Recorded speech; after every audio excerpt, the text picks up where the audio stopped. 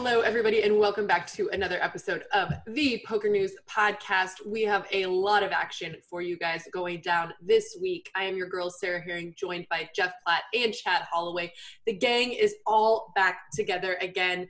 Jeff, we missed you, or something like that last week. JK, but what were you doing last week? You know, I was in LA meeting with my team of representatives, just figuring out if the Poker News podcast was the right place to be, you know, after these verbal altercations of sorts with you, Mrs. Herring.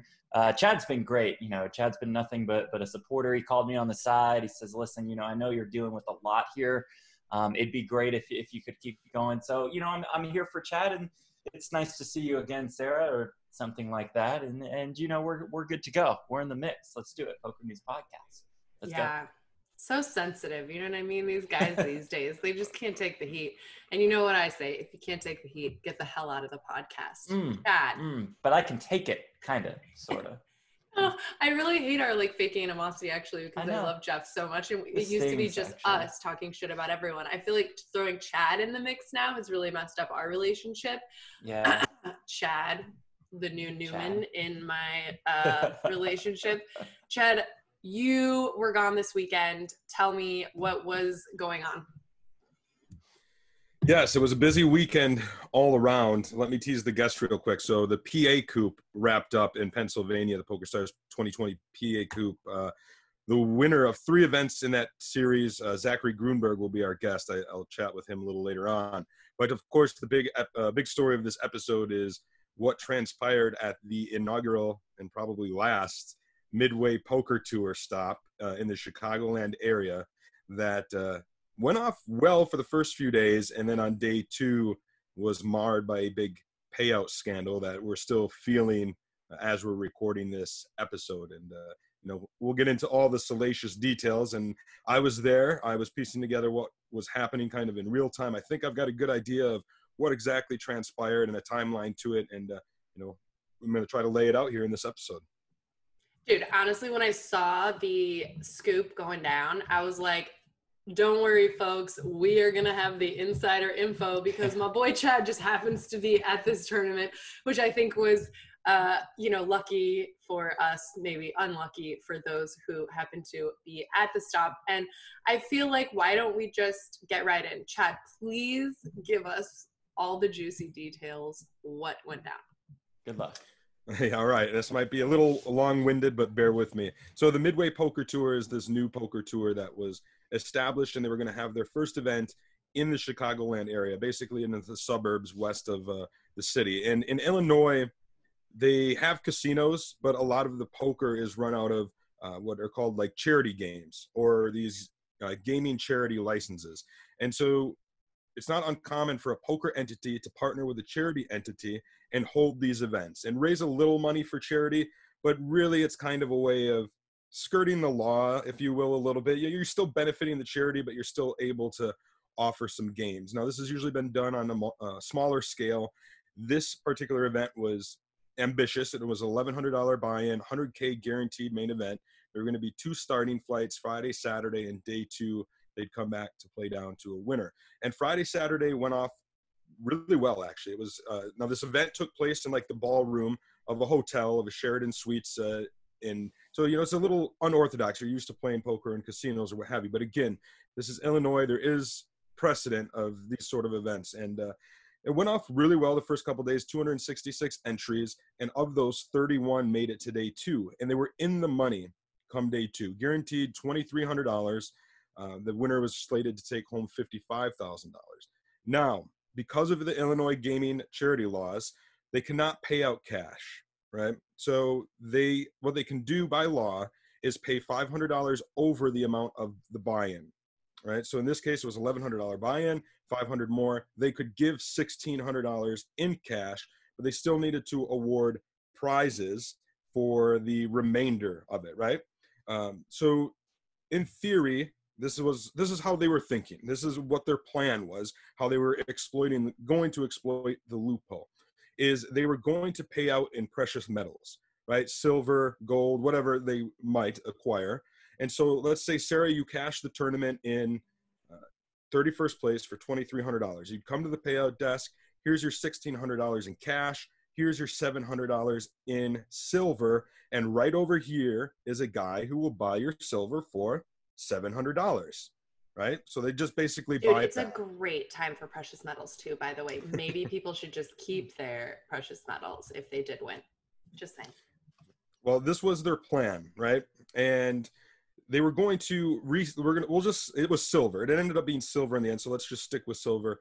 And so their plan was let's acquire enough silver to cover first place, because they had to at least be able to do that to award that prize.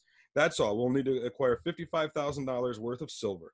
And the reason they could do that, even though the prize pool was over $200,000, their thinking was, all right, Sarah cashes in 31st place. Here's your silver.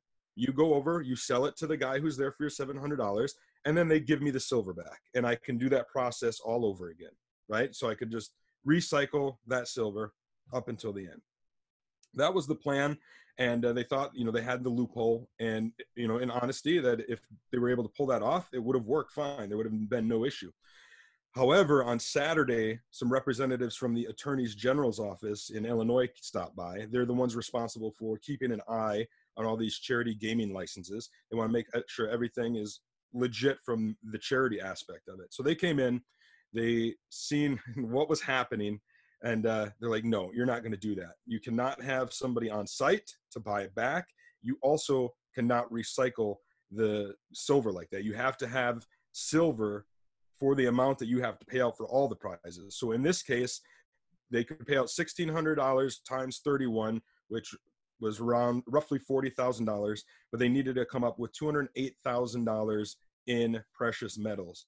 And this they learned on Saturday late. So we're talking about like midnight-ish on Saturday. They have a problem. Did they just make this up last minute? Was this in the rules actually? Was this written down somewhere that they weren't allowed to do this? Or did this just become these are the new rules since you've figured out this loophole? I think the gaming laws with the charity in Illinois is a very gray area, if you will. So that's why I say there's all these operations that are trying to find loopholes and exploit different things. And I think this one seemed like they were going to be able to pull it off on the face of things. I don't think they, in hindsight, went and got approval for it, obviously, or anything like that. So when the AG learned of it, they just shut it down. Now, the charity that this poker tour was partnered with was this really smaller charity. It's been around for a decade. It's a legitimate charity. It was established by this young girl and her family. So they were all there. It was a family affair, and they knew nothing about poker. They had no concept other than they were approached by the tour to be a partner. And they have an issue, right? Now they've got to come up with over $200,000 worth of precious metals, basically overnight in a 10-hour window, 11-hour window on a weekend, on Saturday going into Sunday morning. That's a tall task. And so they're worried, what are we going to do?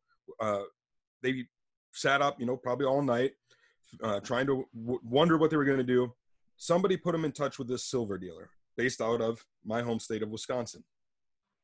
And somehow they worked a deal. The charity's worried about losing their license, right? If they can't acquire this, they're going to get in trouble with the AG, and the tournament's just going to be all sorts of messed up. Anyways, come Sunday morning, we find out that they acquired a lot of silver. They found $208,000 worth of silver that they bought from this silver dealer in Wisconsin. So they thought everything's going to be fine. The silver dealer sold it to them. I think they expected, or at least they told a few folks, that the silver dealer will buy it back from you, so you'll get your cash. Seemed like everything was going to work out. The AG said that silver buyer couldn't be on site, but their plan, I think, was we'll go across the street to the next parking lot over, the next whatever suite that they rented in the next building, and they'll buy it from you there off site, right? Not ideal, but that's, I think, what their backup plan was. That possibly could have worked too, except for a couple things happened now throughout the course of play on day two. Number one is players started getting paid out in their silver, and they realized there's nobody there to buy it back. Even though they were told, call this guy, he'll buy it back. The guy, I don't know what the situation was. I don't think they ever agreed to buy it back, but they just weren't there. Players were stuck with it. Not usually, it's a pain in the ass, but if you have a lot of silver, things could be worse. Well, it got worse because that silver, when they bought it for $208,000 in a pinch, the silver dealer had an opportunity to sell at a markup, right? You need a lot of silver. I've got it, but it's going to cost you. And so they ended up paying about $35 per ounce when the silver was more like worth $24 per ounce. So the charity, not knowing poker at all, didn't realize that markup and that value was going to be passed on, or lack of value rather, was going to be passed on to the players, right? So they got their $700 worth of silver that, the charity paid $700 for this silver, but the silver is only worth $450. They just overpaid for it. And then, so that was a big issue, right? It wouldn't have been an issue if the silver buyer was there and bought it back at that markup, but that wasn't the case. So players started taking notice, and with around 10 players left, shit really hit the fan, because players who had cashed out started noticing the value difference, right? And somebody who finished in the mid-20s posted on 2+2. He got out on Twitter, and the players at the final table found out, and it was just pandemonium for a good 15 minutes to an hour. And at this point, Chad, you have the tournament dealers, obviously. Is there a tournament director of sorts? Is anybody there from this quote unquote Midway Poker Tour, or is it just the charity people who are there trying to handle these payouts? Yeah, so this was why it got even messier. So the tour was founded by Dan Bekovac, is his name, and he was nowhere to be found. Nowhere. He disappeared on Saturday, never showed up on Sunday, and was not reachable. He had a few employees on site for the Midway Poker Tour, but they didn't have much of an idea what was going on. They really didn't know how to run tournaments. It was very kind of chaotic. Eric Anderson, who I've worked with for a long time when I was with the MSPT, was there doing the live stream for this event. And Eric's like a jack of all trades. He's been able to, in addition to do the live stream, he's run tournaments. He can do pretty much it all. And he kind of stepped up to the plate. Like, he was trying to do what was right by the players, while other people were hiding behind closed doors or, just abandoning ship, really. Like, it was, I'd never seen anything like it. People were pissed, understandably. The players were, swearing, cussing, get that guy here, let's call him up. Because it became this concern now that there's this chaos. The charity really didn't know what was going on. They didn't understand poker at all. They were there to facilitate the payouts, but they were troopers. Like, they obviously got in way over their head, made some bad mistakes and not knowing poker, but the tour also kind of left them in a lurch and didn't guide them properly. There was a lot of negligence and poor decisions. And who's this effing silver guy? Like $10 over spot on, like, it's like a 50% markup on the silver. A killing. Like, I'm not trying to be a jerk, but really, right now, precious metals, there have been shortages in the last few months. I can understand, but like a couple dollars over spot is like a solid profit still on silver. Yeah. Like $10 over spot. Why is nobody talking to this guy, dude? This guy is a dick. And you're even admitting he's from Wisconsin, dude. I would be like, keep that guy out of my state. Not cool. And to a charity organization, bro, like, come on. He'd seen they placed an order. He had an order to place. He could do it. I don't know. He saw an opportunity. I don't know if he was fully aware of the situation that was going on, that it was a poker charity event. I wasn't privy to those discussions. He had an opportunity, I guess, to make a quick buck, and they paid it. There's a receipt. I tweeted the receipt. I seen it. All parties signed off on it, which obviously they shouldn't have. I think they were just afraid of losing their license, and so they, acquired it so they could meet the standards. And then, of course, we got the shit show that was, being passed along to the players. And it devolved to where the tournament basically stopped for 2 hours. People were upset. It was pandemonium. Nobody there was in charge. Like, nobody from the tour was really the face of this thing. And it was just, there was just chaos, really. And it became, what are we going to do? And, you know, you can't really chop the tournament at this point because it's silver. Like, you can't cut the silver in half. The other part about the silver aspect was a lot of it was like silver bars, but there were a lot of silver coins. And while these coins were sold at the $35 price point, some of them were actually worth a little more, but some of them were worth a little less because some of them were more collectible or something like that. So there was just fluctuating values that were too hard to really make a chop feasible. And it became, you know, apparent, like, what are we going to do? Some people wanted to get the authorities involved, but they were all worried that if you get the authorities involved, they're going to come, they're going to shut this down, and they're just going to seize everything, right? We're not going to see any money if that's the case. But to that point, I was just going to say, this is a spot where you're just like, don't call anyone because we're all sketchballs doing this semi-sketchy thing anyways. But at this point, representatives from the Attorney General's office have already come by and seen that something is going on that they do not like. So did they come by again on the final day, or are they just like, nah, they'll probably work it out. Best of luck to them. They did come by on Sunday. Yeah. They came by at this point in the tournament where pandemonium was happening. And so when people seen that these two AG people were back, they were like, oh shit, this is it. Like, they're here, they're going to shut this down. They're going to seize all this money. We're all going to be screwed. The AG went in to talk with the charity folk in the, you know, in the secured room. They came out and they left. Wow. And apparently they just wanted to show up, make and sure be that, a bunch of bitches.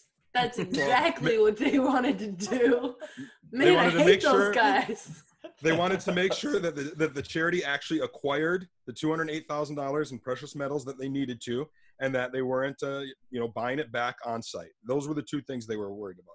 They didn't even come into the tournament room. I don't think they were even aware of the gravity of what was unfolding in the poker side of things. They didn't give any Fs if anyone was getting paid or like what was happening. They were just like, we just want to come here and make sure you guys paid $10 over spot, and like we're not even gonna use any lube. See you later. Sarah's so anti-authorities. Yeah, like, get out of here. We're trying to have a little charity poker tournament around here. Get out of here. And no, but of course, like, nobody cares about what actually matters. Like, people getting, like, you would think that the authorities, like, what would matter would be, is this being run fairly? Are people being taken care of? No, we just want to come in and make sure we ruin everything for everyone and then smoke bomb when things go bad. Ugh. And you got to understand, during as all this was going down in the pandemonium, it was like none of this was known about the silver markup. The players reacted that they thought they were getting scammed, and rightfully so, right? They're not getting what they're promised, and the owner of the tour is nowhere to be found, and he's not answering calls and what have you. And then to make matters worse, he at one point started changing his social media. So it's like, all right, this does look really bad. It took me looking into it more to kind of realize the series of events that I just described, and that's, you know, in my opinion, how things unfolded. So when you were there on the floor, were you also kind of like, this is a scam? What am I doing here? I mean, I was like, I'm not sure what's going on. And Walt, it seemed like a lot of people wanted to just bail, you know, that were like associated with running the event. You know, at that point, I felt kind of a responsibility to get this out there. You know, and you did a fantastic job with reporting day of, I must say. I'm not just saying that because you're here. I told you before we went on the air also, but you gave a comprehensive play-by-play in the moment, and I don't know how you did it, and the article is well put together as well. Okay, sorry. Thank you. Yeah, no, and I appreciate that. And I also just felt bad for the players, obviously. I felt bad for the charity as well. Like, it was really like I had many interactions with the family that runs the charity, and it was definitely a deer in the headlights look. Like, what did we get ourselves involved in? At that point, I think they just wanted to save their license, get this thing over with, and move on. I actually spoke to the charity yesterday, and I said, you know, what's the case here? Did you even make any money off of this? And they made $640, and that's total. And that's the $640 is because people left some tips. They were, you know, there was a tip jar for the charity, and they left some money. They were supposed to make more, right? So the way this usually works is the charity and the tour would have split whatever profits they had after operating costs, whatever that might have been. Obviously, that is not going to be the case. And, for $640, they went through this mess. They put their license in jeopardy. It appears to be safe, at this point in time. But now they got this little bit of a stain. I don't think it's a huge stain, but, if you do enough Googling on this charity, this will probably come up. Yeah. And, I felt bad for them. And it was just one of those situations where I don't want to, I have to remain a little neutral. I'm here to report this. I'm media. I don't work for the tour. And I made that clear to the charity and to the players. But I said, guys, I want to help any way that I can. And, it was a wild, wild time, because the players ended up saying then, let's play this out, right? Let's, before the authorities come, let's at least play it out and see where everybody finishes, and then get what we can, what silver was there, and try to deal with the losses later and see, whether that's getting paid otherwise, whether that's suing legal action later. I think they just wanted to play it out, lock up what they could, and not risk the authorities seizing it. And that's what they did. They ended up playing it out. And it was wild to watch them try to play the poker tournament, play their A game, knowing all this stuff was going on. And the big winner in this whole thing is the precious metals guy from Wisconsin. He's a real champion, not the charity, unfortunately. And, what's really unfortunate about the whole thing is, of course, the AGs are just coming in to be dicks because they've figured out some loophole, right? It's all about, and it's happened here in Texas a million times. As soon as people figure out a way around something, then they come up with some new rule or some new reason why you can't do that thing. But what's so crazy about it actually is that they're doing this under the guise of poker's sketchy, and we need to protect people from sketchy poker, blah blah blah. And then what they do then is create a situation and an environment which is sketchy, right? And then that reinforces this idea amongst people's minds. And again, this charity, you think the next, as we know, some ridiculous amount, it's the number one way at this point to collect money for charities is poker, to get in terms of actual money value. And that now other charities, this one and maybe other ones, will get the word oh, stay away, partnering with poker is sketchy and weird. And really, all of it could have been avoided if they would have just been able to just initially use the weird loopholes, or if they would just make poker legal anyways. Sorry, but that would be another way to just make it. But you know what I'm saying? It's these self-fulfilling prophecies. It's you create this, because you think poker is sketchy, you create an environment where poker becomes sketchy. And it's man, it just makes me mad. I love poker. The aftermath of this, of course, was a lot of upset people. Dan Bekovic, who was the owner of the tour, released a statement late on Sunday, even though he had disappeared. It was, I guess, telling his side of things, kind of shifting blame a little bit. He ended up saying he was going to make the players whole, make it right.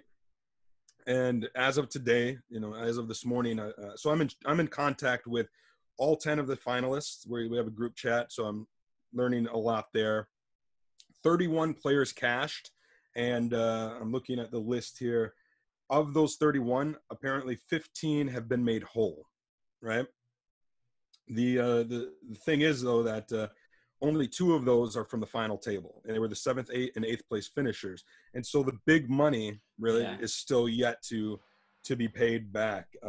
And they've been made whole by Bekovic personally, or what? Yes. Okay. So apparently, the shortage in the value of the silver basically ended up to be 30%.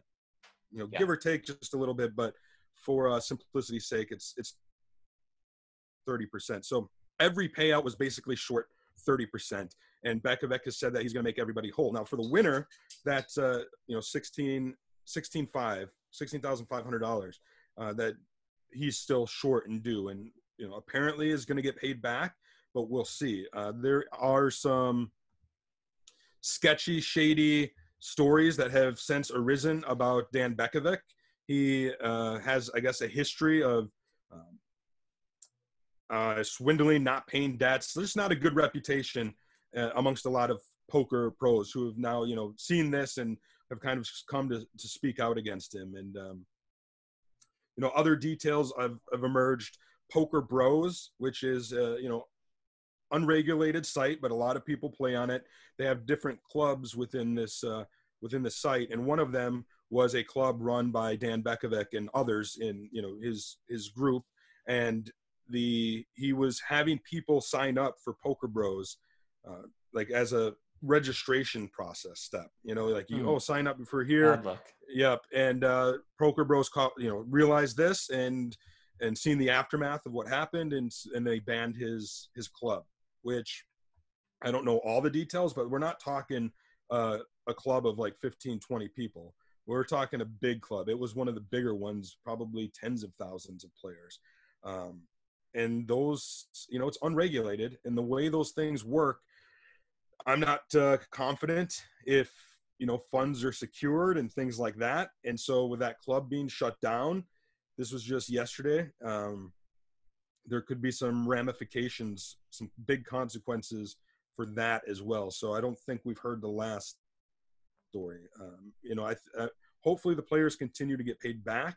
If they do, I'll be, sharing that, reporting on that. If they don't, we'll be sharing and reporting on that too. I think that if, more of the final tablists don't get paid back, they would seek a legal remedy, and try to take that route. I think right now it's just so fresh that they're like, all right, let's give them a little time to try to pay everybody back. He is paying, a lot of people back. He's made whole 15 players. So let's just give him a little time to try to make this right. And, if he can make it right, that is a great step to do. It's the right thing to do. I don't think, it doesn't forgive anything. It doesn't excuse anything.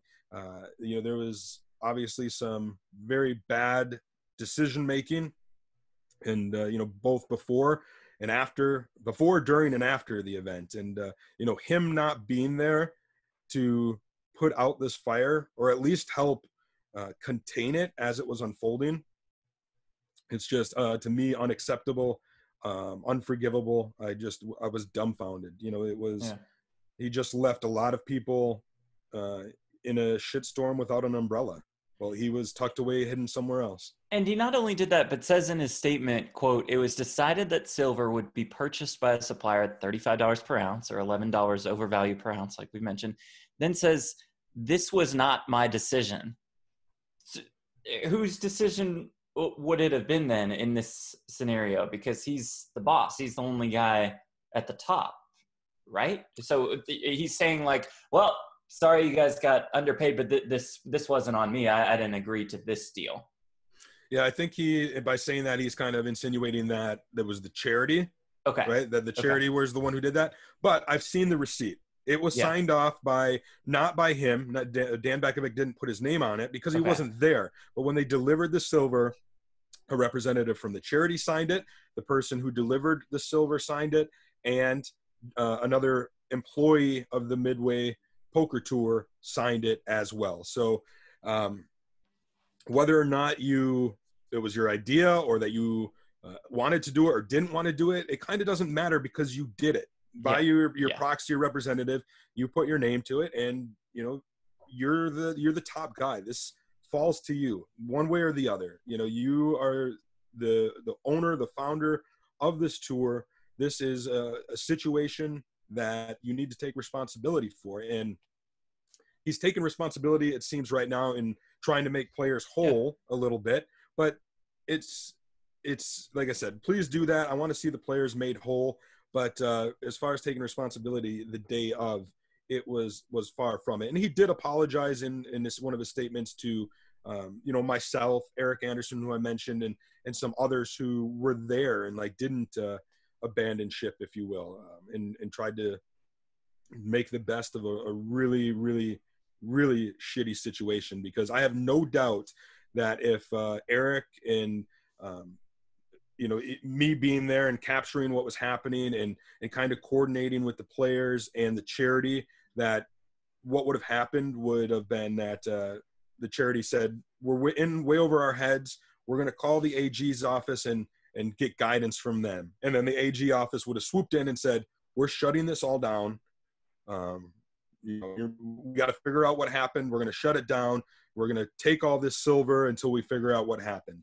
And then there's a strong likelihood that maybe they say, you know what, this was a fraud. This was, nobody's getting paid anything. They're seizing it as evidence or something like that, which of course would have been even worse for the players. So.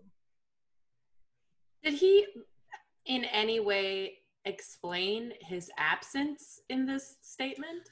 Yeah, basically he just panicked, right? Like he knew it was this, like I said, like a shitstorm, and he didn't want to get dirty or whatever. Like he just panicked, and in a bad way, in my opinion, because like I said, he started to change his social media while people were trying to reach him, like distancing himself from it. It seemed like he used to have a profile pic wearing Midway gear, so he changed his profile pic to something else. Like, and that shows up on people's timelines. You don't have time to answer calls, to come down and try to soothe things over and make people feel comfortable.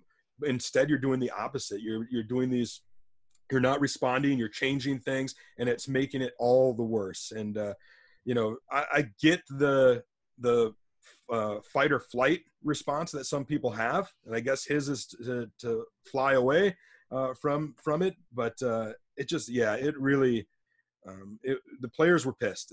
That's an understatement. Like, they were just absolutely irate, and understandably so.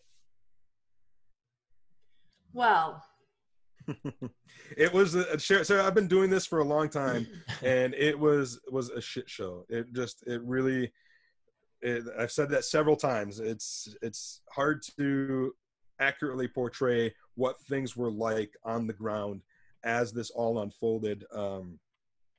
Props to the players for coming together like they did. Like I said, there were about 10 players left when shit really started hitting the fan, and they obviously were all upset, but they came together pretty quick. They organized, like, all right, here's a piece of paper, everybody write down your name and phone number. When we paused the tournament, we documented everything. They counted everybody's stack, noted what time it was in the tournament, just for posterity's sake. And then when they decided to resume, I thought, from like a live reporting perspective, like, what do we do here? Do we continue to live report this tournament after everything that's just transpired? Do we just stop and put a post in saying, that we're absolving ourselves of, the tournament coverage because of the situation? But in the end, I thought, because the players wanted to play, that they at least deserve some sort of record of what happened after they continued to play, right? So let's at least get the bust out hands. Let's at least update some chip counts, so there's this record that if there's other legal ramifications down the road, they at least have this, the updates, the blog that will be there forever to kind of look back on and reference. Okay, well, I think we should just move on. This has been going on for a very long time in the podcast. Obviously, it's very irritating, but we'll just keep you guys updated if and when we figure out if our winner got paid out and all the important details of this. But let's do something positive, right? Let's just shift the dynamic of this show so far. So last week was our episode, Women in Poker. Everyone knows my favorite subject matter. And also it was a great opportunity to give away something. And we were graciously given by D&B Poker 3 copies of Amanda Botfeld's book, A Girl's Guide to Poker, to give away. We told you guys you could get it either on Discord, on Twitter, or on Instagram, and nobody commented on what I put on Discord, so nobody's winning anything from Discord, which means we can maybe dish out an extra one from either our Instagram or Twitter. I did the random generator from the Twitter, and the winner was Michael M1313. If you guys want to know about him, he's just overall a nice person who enjoys life, meeting people, traveling, and playing poker. He doesn't want to just survive, he wants to live. And he said he'd be interested in reading this so he can understand more about how women approach the game of poker. But also maybe he has a daughter. I don't know. But we will reach out to you on the Twitter and get that to you. Also on the Instagram, my girl, actually, I know Joan Fisher. I'm pretty sure. I bet I ought to click if I just make sure. Maybe I don't. But yeah, she looks very attractive. I think I would remember her. Joan Fisher is the winner from Instagram, A Girl's Guide to Poker. So we will get at you and find out your details, Joan. And finally, what do you guys think? Should we do another Twitter one or another Instagram one? I'll let Jeff decide. Let's do Twitter. And then Sarah will see it next week or so. Okay, here we go. Next week? Should we do another one? Well, the reference was that you only go on Twitter once a week, but yeah. That's true. But should we save one for next week and do a different contest, or should we just pull someone else from this week's Twitter? Chad, you can decide. Well, I'm just looking at my phone as you were doing this. I got an update. It appears, and I haven't had time to verify this, but it appears 20 of the 31 finishers have now been paid out, including the 4th and 5th placed finisher. That's a very good sign. Yeah, so that's moving up the money a little bit. And obviously follow up with these guys and make sure that is indeed the case. But the source that told me is someone I think is reliable. So I think that's probably the case. So fingers crossed that more people get paid out today or tomorrow. Maybe by the end of the week, all of these players are made whole. We are over that. Can we finish this thing? That was breaking news, Sarah. And I think we need to give it away via Twitter. I think Twitter is the way to go. Clearly, Chad wasn't paying attention because we already decided we're giving it away via Twitter. The question is, are we going to do one from the likes and retweets again from this last week, or are we going to do a different one this week? I think we extend it so that anybody who already retweeted is still eligible, but anybody who does like and retweet it is in there too. So we're just increasing the pool we draw from. This week, can we have him leave a comment? I feel like that. You can do whatever you want. We can talk to our boy, Jesse Folan, a new member of the PokerNews team family. He's going to be our head of social, doing the Twitch streams and things like that. So Jesse can do whatever you want, Sarah. He's the best. Okay. Well, I'm the best, but Jesse is like a close second, I guess, with a beard, if you will. Okay, so cool. So let's do, when we tweet out this episode from the PokerNews account this week, if you comment on that video or on that post, you can win a chance to win. You will be eligible to win Amanda Botfeld's A Girl's Guide to Poker. And maybe 90% of our audience is men, maybe. And if that's the case, then maybe you have a girlfriend, maybe you have a wife, a daughter, a mother, I don't know, anyone. Maybe you're into reading A Girl's Guide to Poker on your own. Chad did it. Up to you. But if you guys want to win that, leave a comment. Also, I would be remiss if I didn't very quickly give a shout out to GG Poker, our sponsors, one of the sponsors at least of the show. GG Poker has a lot of exciting things coming for you guys. They have the Super Millions on Tuesdays, which is attracting a ton of really, really big names. And also, I think it's been really fun just to watch the hands go down. They have a live stream on Twitch, which has been interesting and fun. And they are also going to be launching a series of Saturdays, which are made to just encourage people to jump online and grind on the Saturdays. I'll know more about that at some point, but we just wanted to give a shout out to GG Poker. This is not the only news, guys, that's been going on this week, although it is basically the only news we've covered in this show. We will talk a little bit more about other news, but before we move on from the Midway Poker controversy, because we know Chad's just going to pull us right back to that every chance he gets. Chad, would you like to throw us into our interview for this week? Yeah, we'll get to a positive story here. So the PA Coop, as I mentioned, wrapped up over this past weekend. It was a big to-do. It started in mid-September, 50 events over the course of that. The main event winner, which is what wrapped up on Sunday, was one. Let me make sure I got this right. Look at my results. I should have been more prepared. There it is. Let Me Win 34-37, topped a field of 1,013 entries for $46,000. But the exciting story more so was the success of Kenny the Ripper. That's the online screen name of Zachary Grunberg, who won not one, not two, but 3 titles during the PA Coop. And, I had the opportunity to sit down with him and talk about those wins and what it was like playing in a major online series in the United States. All right, I am with our guest this week, one man who had an absolutely killer PA Coop, winning 3 titles out of the 50 events. One, Mr. Zach Grunberg, a.k.a. Kenny the Ripper, online at PokerStars, Pennsylvania. Zach, I appreciate you taking the time, man, and congrats on those wins. Yeah, thanks, man. I appreciate it. My pleasure. My pleasure. It's funny, this time of the year I'm getting used to seeing you, because last year it was around this time. It was actually in September. You were at the Borgata, and I was there at the Borgata too, and you were killing it there, winning a couple of events at the Borgata Poker Open, and here you are now in October winning, in September, October, winning some PA Coops.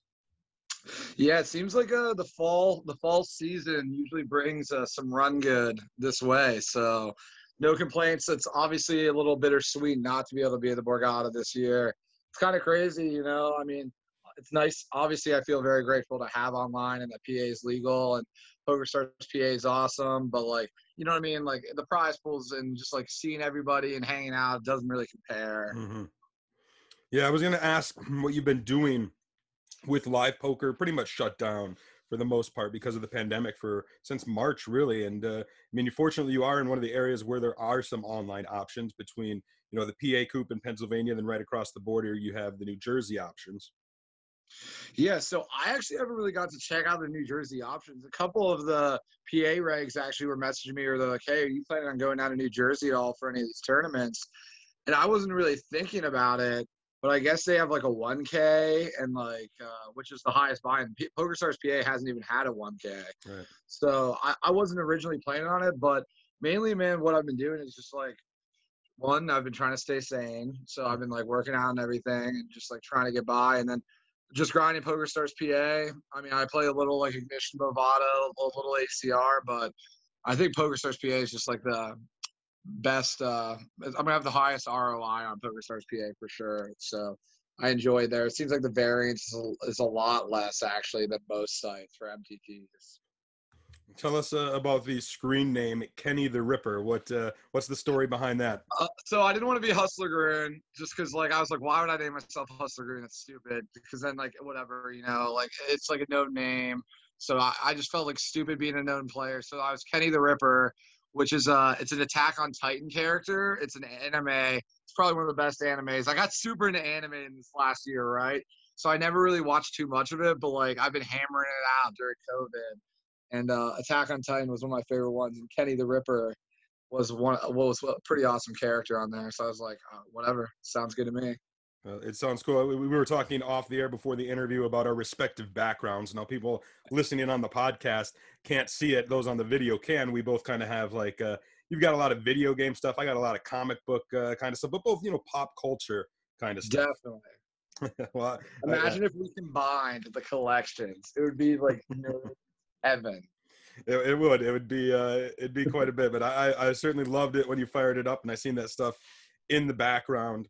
Let's talk about these PA Coop wins. So the PA Coop as a whole had 50 events, catered to over 21,000 entrants, awarded over $2 million in prize money. You won 3 events, the first of which was on Sunday, September 27th. It was event number 25, $150 no limit hold'em 6 max. You took that down for over $4,400. And then October 2nd, just this past Friday, you won the event number 38, which was a fixed limit hold'em event, which is pretty interesting. 6 max at that for $2,300. And then the following day, topped a field of 415 entries to win event number 41, $75 no limit hold'em 6 max turbo for over $5,000. So that's really quite the week for you. All this 3 wins in basically 1 week. Yeah, I mean, I just feel like anytime you outright win a tournament, it just feels really, really good, right? Because most of the time, you're not going to win first place. I don't know if you play 1,000 some tournaments a year. I don't know how many, if you were a good player, you would get first. But it's just not going to happen very often. You have to run really good. You got to play well. You got to have so many things go your way. So to get 3 in just a brief, I guess it was really just almost probably 8 to 10 day period, was it felt really good, man. I had like the first week of PA Coop, I had a couple really close calls. I think I had a 10th place. I had like a 17th. And I was just like banging my head against the wall because I guess Rivermead Addie Aubrey, she has like a PA Coop fantasy, right? So there was I made a bunch of side bets with a bunch of like the regs for like most final tables, most outright wins. And when I was banging my head off the wall in like 10th to 18th, I was just like, oh, am I going to break through? Or I could just run bad the next week and, I could be down a lot of money. Right. But, yeah, it worked out. And the wins are great, man. I mean, some of my friends see them and they're like, oh, the prize pools, they're so low. But it's like, I don't know. I mean, the field sizes, they're pretty good. And I think PA overall is it's doing better than New Jersey. Yeah, I think so too. It seems to be a growing market. And the prize pools might be small, but we're talking about an event like 41, a $75 buying event. To turn that into $5K, it's not a bad return on investment. So, dude, absolutely not. And yeah, it's great. And I mean, I think with also too, I mean, I've been hearing that WSOP and Party Poker is going to be launching anytime now. So if there's 3 sites I mean, that's going to be a great thing for like pro poker players here. Yeah. And you almost broke through in the main event, if I'm not mistaken, right? You ended up having a deep run that had over 1,000 players, 1,013 entries in the $300, $200K guaranteed main event. And you finished, I don't know what was it, like 20th or 30th? It was like 20th or 30th. Yeah, I had a really big stack. I mean, I made a great run, man. The structure in these tournaments are really good. And like the main before this, I think I got like 5th. So like I've made some good runs in all the mains. I think one of them I got like maybe like 30th or 40th too, another one. But yeah, I just lost 2 key flips at the end of it, which obviously you got to win the flips. And I ended up getting 30th, but I mean, it was obviously as like a tournament pro, that's a bittersweet finish, right? But for the whole series overall, when you look at it like retrospectively, it was a great series. Right. Well, I certainly appreciate you taking some time out of your day to chat about it. Winning 3, like I said, in a week period was no easy feat. It was definitely the story of the 2020 PA Coop. Of course, the 2020 New Jersey NJCoop is coming up here in October. It sounds like you might make your way over there and play some of those. Yeah. If poker fans out there want to, follow your progress, keep on top of you, is there a good way for them to do that on social media? I don't really tweet too much. The best way they could do it is probably my Instagram, hustler_Grun, or I mean, they can add my Twitter, hustlergrun. It's like hit or miss. Like periodically, I post stuff up. Sure. Well, I certainly appreciate it, man, and congrats on the wins. Yeah, thanks a lot, Chad. Have a good night, man. I appreciate it. As I mentioned, there are a few other stories going on this week that we definitely need to cover. Of course, what I've seen plastered all over the PokerNews homepage is the Polk Negreanu match parameters. There have finally been some agreements made. Jeff, give me your thoughts. Yeah, and they wanted to play on GG. It just makes sense that they couldn't figure it out, considering GG is not set up yet in the United States of America for real money gaming. So they're going to go heads up on WSOP.com. We have a start date. That start date has been agreed to by Mr. Polk and Mr. Negreanu, and that date is November 1st.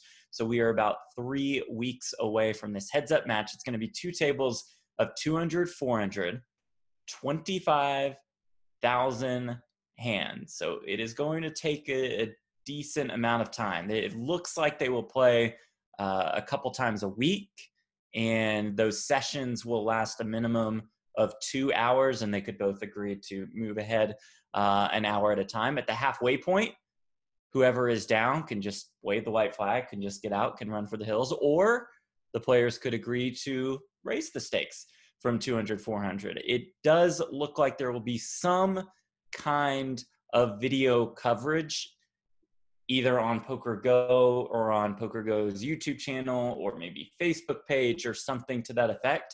And I know that Negreanu does not want to show his whole cards at all. Of course, they would show it on a 30-minute delay or whatever the case may be. Negreanu says, I don't want to give Doug all of this information, which makes sense considering Doug Polk is a no-limit heads-up wizard. So we are getting closer to this matchup actually taking place. And I think the biggest news is that we do have a start date, and that start date is November 1st. Cannot wait. The poker action never stops, you guys. We never stop keeping it going. And I am currently working on a video, you guys, explaining the basics of the Galfond challenge and what that's looked like over the course of this last year. It's something we've paid a lot of attention to, and something that I think it's been really interesting and has sort of been at the heart of what Phil Galfond was trying to do when he started Run It Once. He's currently in the midst of a battle with Chance Kornuth, one of my fave smiles, also having a baby soon, and everyone knows you get that having a baby soon run good. So Chad, what's the latest debatable. update? Yeah, the Galfond challenge has been pretty exciting in that they've played, I think, 9 days worth of action. Now this is a 35,000 hand match, so it's going to take some time. They've played about 6,600 hands right now, so about 20% of the way through.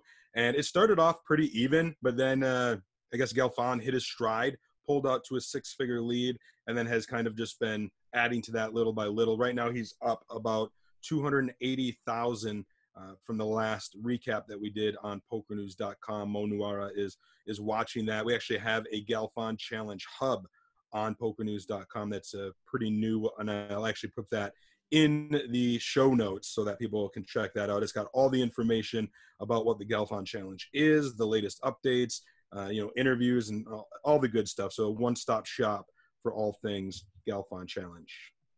And if you are listening and you want to try Run It Once, you can using the links on Poker News. So basically you just go into Poker News and Google Run It Once. You can get up to $600 matched. You can get up to, actually I think it's euros. I take that back. 600 euros matched. And one of the coolest parts about this particular bonus option is that it never expires. So you guys definitely want to check that out. And if you want to check it out, go to once.run/pnpod. That's once.run/pnpod, or you just go into the search function on Poker News and Google search.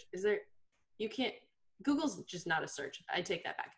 Just search Run It Once on the Poker News search sector. The NJCoop, the New Jersey Championship of Online Poker, is actually going to be starting up this week on October 10th through the 26th. Over $1 million in total guarantees across 54 events.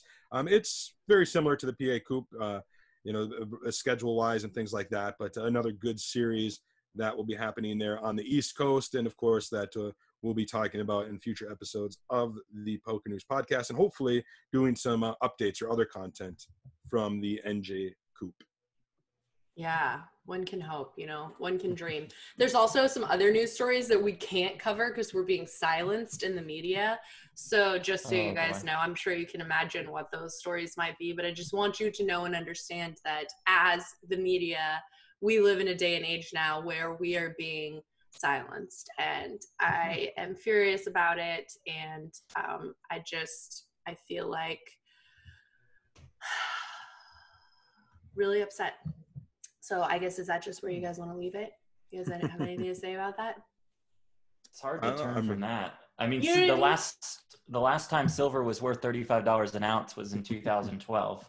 So we can end on just very negative notes across the board. Well, his poker and silver really don't have a great legacy, right? We've got this debacle that just happened this weekend, and then back in 1994 when the WSOP was celebrating its silver anniversary, the 25th anniversary of the WSOP, one of the promotions that Binion's did was the win your weight in silver, right? So the winner was going to get $1 million in the main event, and whoever won would also get paid a bonus of their weight in silver. And that ended up being Russ Hamilton, one of the most notorious cheaters in all of poker. And he weighed in back then at 360 pounds. Hefty gentleman. Holy crap. And in true... They were rooting to fade him so hard. In true, sketchy, slimy style, rumor has it that before they did the weigh-in, he, loaded up his pockets with heavy rocks or whatever it might. I don't know if it was rocks, but, tried to put on a few extra pounds so he could get that sweet, sweet silver. Dude, he didn't need to put on any extra pounds. Right. Oh my gosh. That's so epic. All right, you guys. Well, we appreciate you listening to the show, of course, and we, are in the business of trying to give you the news. We will continue to try to do that. Again, if you want to win a Girl's Guide to Poker, you just need to put a comment in when we tweet out this video from the PokerNews Twitter. And yeah, if you guys have any this week, sometimes I literally spent an hour yesterday on Twitter just trying to find who to get on the show, someone fun and interesting to get on the show. So if you guys see things and you see things you want to hear, people who you think would be interesting, get at us, let us know, and we will try to book them for the show in the coming weeks. Thank you so much for listening. Deuces. The key to winning big is using every little bit of knowledge to your advantage. At Oddschecker, we give you the edge.